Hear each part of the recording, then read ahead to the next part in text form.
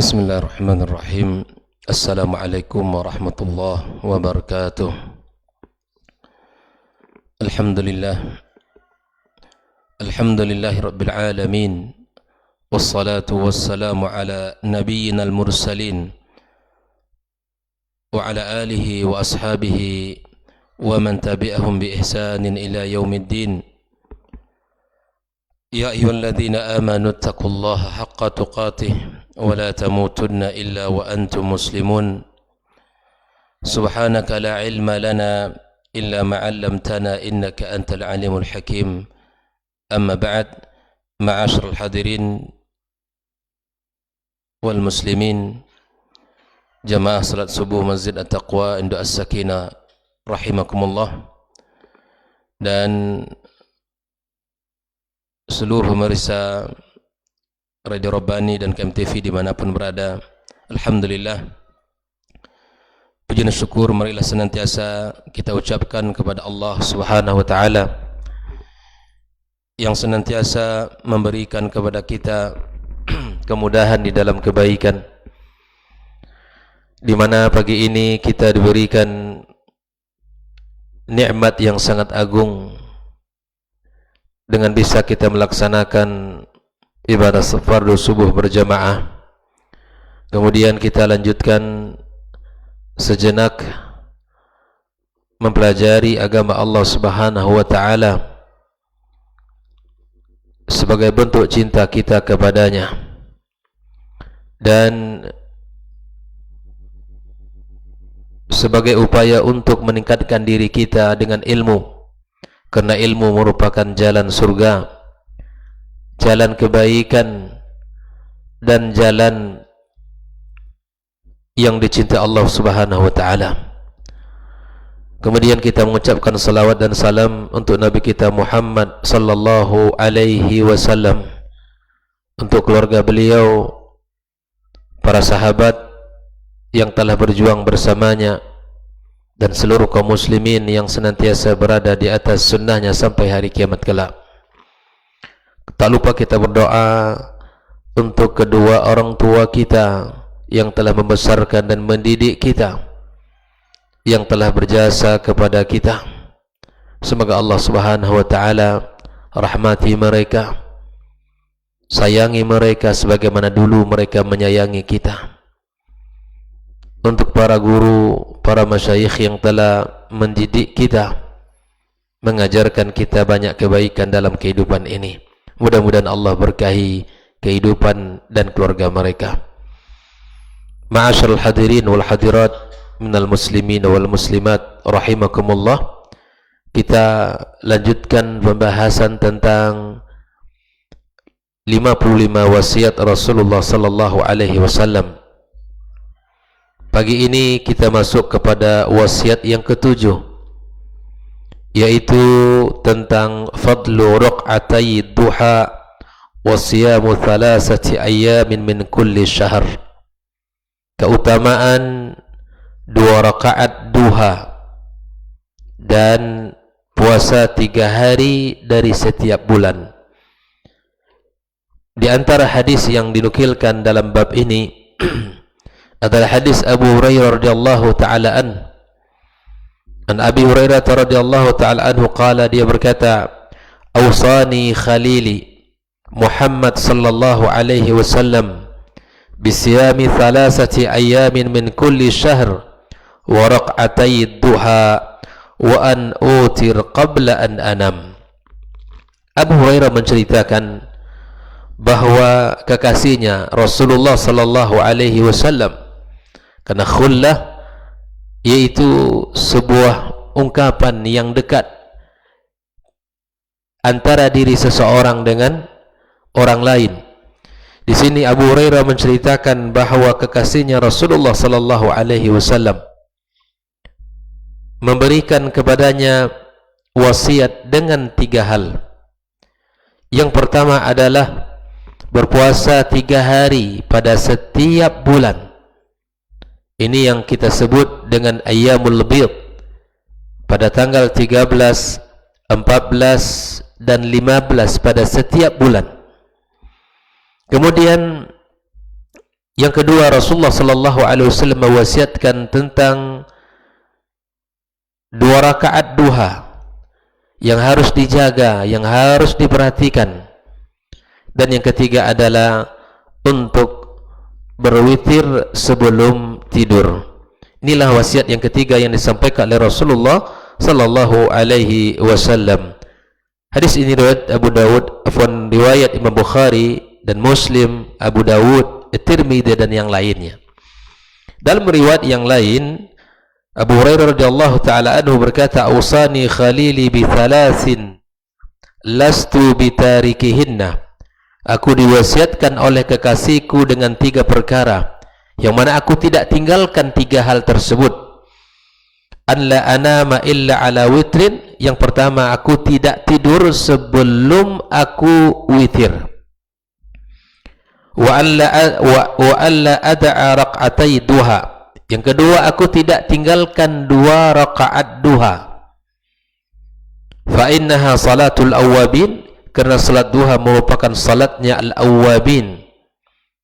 Wa siyamu thalathati ayyami min kulli syahr, dan puasa 3 hari dalam setiap bulan. Hadis riwayat Ibnu Majah. Di dalam hadis yang lain dari Mu'adz ibn Jabal, dia berkata, "Shaumu thalathati ayyamin kulli syahrin shaumud dahri kullih." Puasa yang kita lakukan 3 hari dalam setiap bulan itu disebut dengan puasa sepanjang tahun. Karena kalau kita kalikan, ya, 1 kebaikan menjadi 10, kemudian ya 2 kebaikan menjadi 20, kemudian ditambah dengan ya 3 kebaikan menjadi 30 kebaikan, lipat ganda oleh Allah Subhanahu wa taala. Kita kalikan ya 3 di dalam setahun, dalam 12 bulan, itu akan sempurna ya puasa senilai puasa setahun dalam kehidupan kita. Di antara hadis yang semisal dengan wasiat Nabi sallallahu alaihi wasallam yang sudah kita bahas tadi adalah hadis an Abdullah ibn Amr radhiyallahu taala anhuma qala Rasulullah sallallahu alaihi wasallam, "Shaumu thalathati ayyami min kulli syahrin shaumud dahri kulli." Puasa 3 hari dalam setiap bulan itu ya sama dengan puasa setahun. Yang kedua, hadis yang semisal yang berbicara tentang salat duha dari Abi Dzar radhiyallahu taala anhu, anin Nabi sallallahu alaihi wasallam qala, "Yusbihu ala kulli sulama min ahadikum sadaqah." Setiap pagi, buat setiap persendian bagi setiap manusia ada sedekahnya. Fa kullu tasbihatin sadaqah, setiap tasbih bernilai sedekah. Wa kullu tahmidatin sadaqah, dan setiap tahmid bernilai sedekah. Wa kullu tahlilatin sadaqah, setiap tahlil itu sedekah. Wa kullu takbiratin sadaqah, dan setiap takbir disenilai dengan sedekah.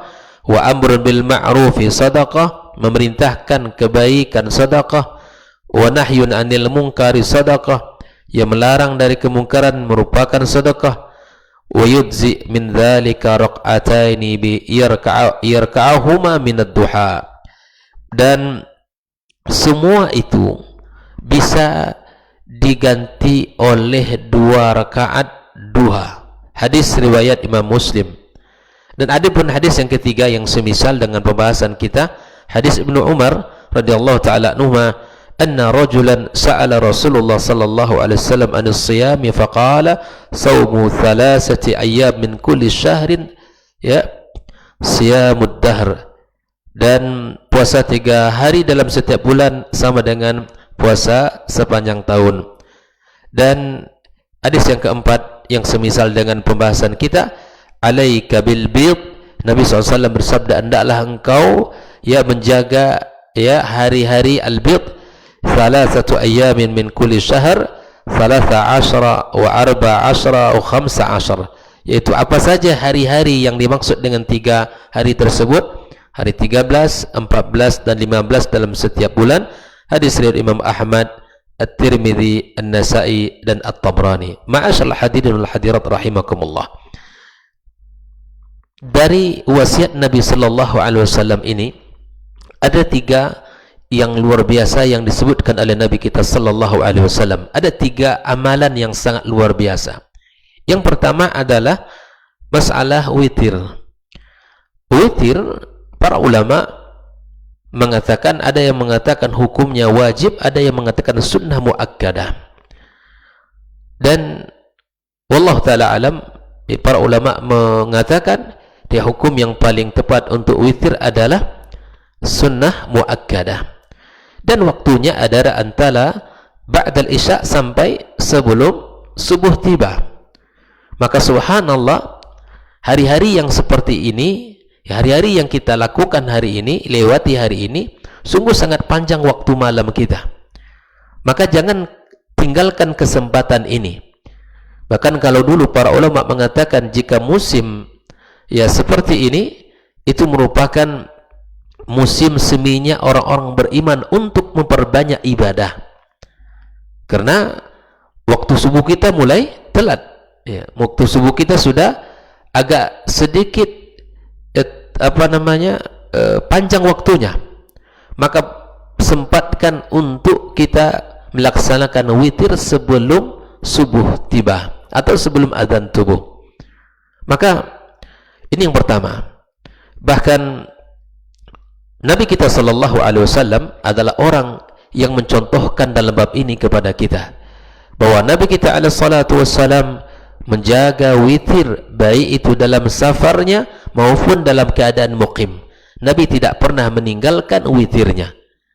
Ini menunjukkan bahwa ibadah salat witir ibadah yang sangat utama. Maka kita sebagai orang beriman jangan sampai kita meninggalkan witir ini, walaupun barangkali 1 rakaat. Walaupun 1 rakaat.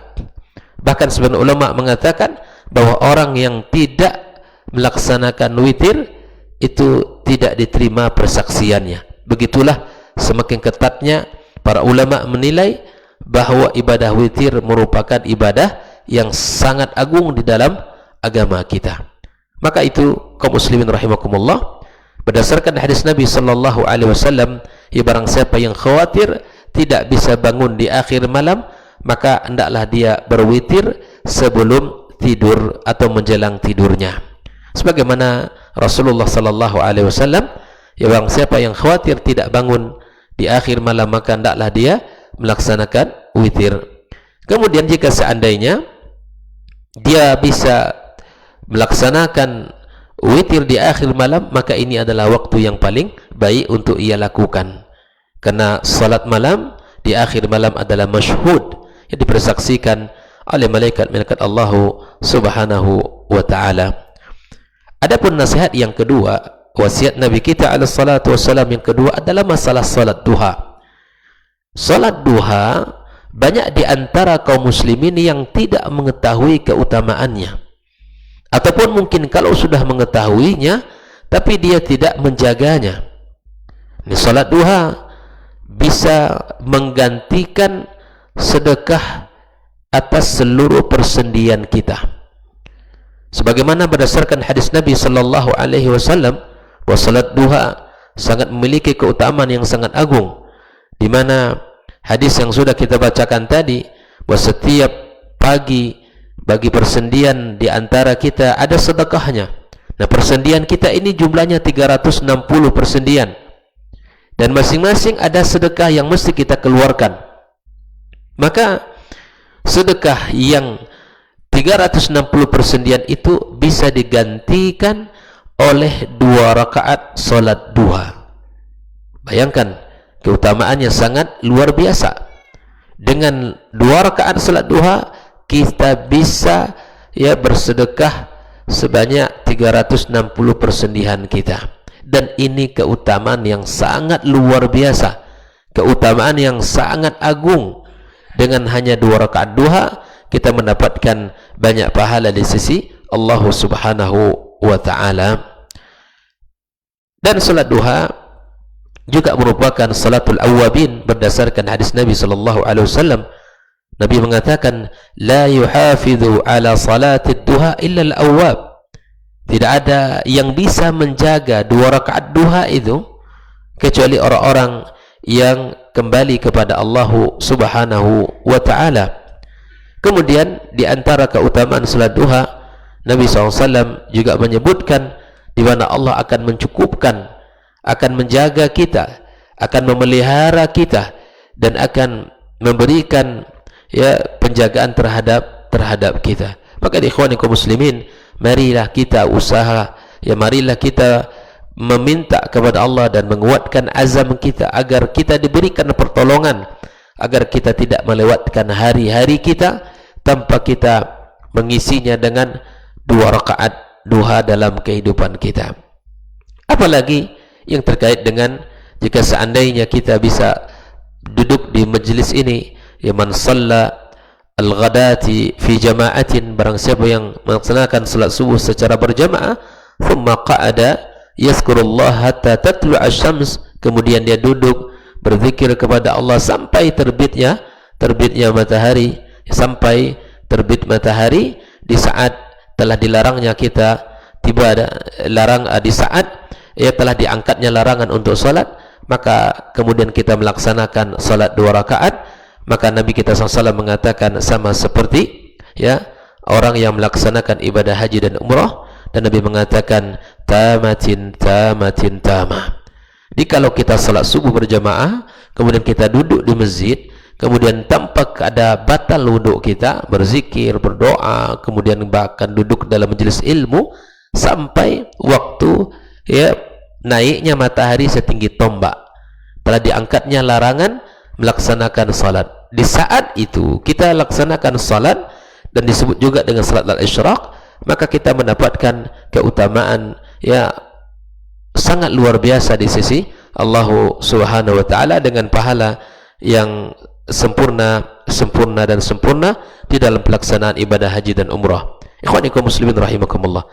Adapun yang ketiga adalah puasa pada setiap bulan dengan jumlah 3 hari, setiap bulan di pertengahan bulan. Ini puasa 13, 14, 15, dan tentu ini adalah sebuah keutamaan yang sangat mulia di sisi Allah Subhanahu wa ta'ala. Nabi SAW mengatakan, man shama yawman fi sabilillahi, barang siapa yang puasa 1 hari karena Allah saja, ba'adallahu an wajhihi 70 kharifah, ba'adallahu an wajhin nar 70 kharifah. Allah akan menjauhkan dari wajahnya sebanyak 70 tahun. Allah akan jauhkan wajahnya, dirinya dari neraka Allah selama 70 tahun, 1 hari. Apalagi kalau kita tambahkan dengan puasa Senin Kamis dari setiap pekan, ditambah dengan 3 hari dalam pertengahan bulan dan seterusnya, maka ini adalah keutamaan yang sangat mulia dan sangat agung untuk kita jaga dalam kehidupan kita. Ikhwanikum muslimin rahimakumullah. Begini Rasul sallallahu alaihi wasallam memberikan perhatian kepada umat ini dan memberikan semangat agar kita senantiasa mengukir kebaikan-kebaikan dengan pintu kebaikan yang sangat banyak, dengan pintu-pintu amal saleh yang beragam. Mari kita lakukan apa-apa yang telah dianjurkan oleh Nabi. Duha kita puasa sunnah kita juga, kemudian witir juga, dan ibadah-ibadah yang lain.